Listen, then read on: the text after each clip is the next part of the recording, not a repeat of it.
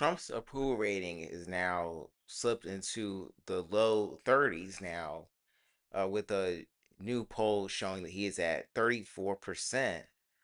This is one of the lowest approval ratings he's had his entire presidency, and you have more people coming out against Trump and his the Iran war, and his approval among even Republicans is now continuing to go down.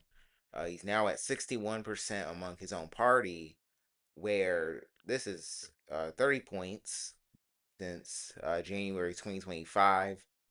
And you even have people declaring MAGA to be dead. And uh, a lot of people are saying this is because of Trump's support for Israel and the Iran war. Some people saying that this is because of Trump breaking his promises with the economy.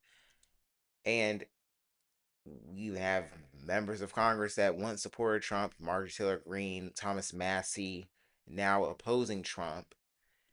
And Marjorie Taylor Greene is probably one of the most interesting uh, people that are now declaring MAGA to be a lie when she did support Trump. One was one of his biggest supporters, and uh, was one of the people, one of the faces of the Make America Great Again movement. And now they no longer support Trump. And very unlikely that JD Vance is now going to run for president because more Republicans are now turning against uh, MAGA entirely. And the real question that Democrats are asking themselves is whether we should welcome these people into under the anti-Trump movement, whether people like Marjorie Taylor Greene can be forgiven for once supporting Trump. And while it's great that Marjorie Taylor Greene, Tucker Carlson are no longer supporting Trump, uh, a lot of people are forgetting that these are politicians with their own ambitions, and that Marjorie Taylor Greene, Tucker Carlson, all these people are still Republicans, even Tulsi Gabbard, and that it is there's still the possibility that they can run for president in 2028 as Republicans, because Trump is not going to be the face of the Republican Party forever, and there is going to have to be a post-Trump future in the Republican Party. And we're already kind of seeing the post Trump Republicans because it's some of the people that supported him. And you even see a lot of Republican voters opposing the war with Iran, opposing this regime change war, support for regime change wars in the Trump administration. And now all of a sudden you have these people pretending that they are anti war, pretending that they are oppose that they're the resistance towards Trump.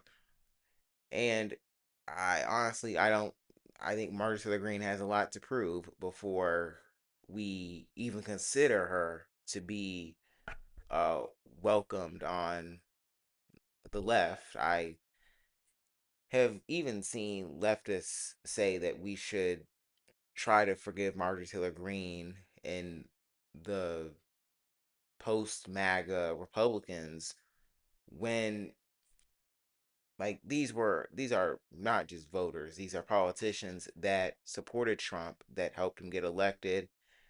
And Marjorie Taylor Greene not just supported Trump, but she was sort of behind a lot of the problems that we have today. That uh, she spread a lot of hate towards Ilhan Omar, squad members.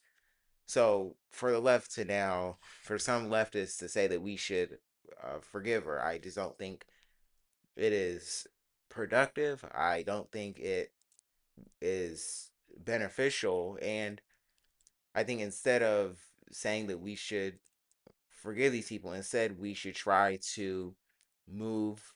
voters away from MAGA and try to build resistance towards the Trump administration while they are going after people on the left. And Marjorie Taylor Greene still is in support of so many of these things that are part of Trump's agenda. She supports the SAVE Act. She is pro ICE. And so is Tucker Carlson and all these other people. They still support Trump's agenda. They just don't support the pro-war policies of the Trump administration, but they still support American imperialism and the so-called patriotism that MAGA claim that they represent. And that is something that the left needs to watch out for and not let grifters uh, try to get people on the left to now become part of the post-Trump and post-MAGA movement.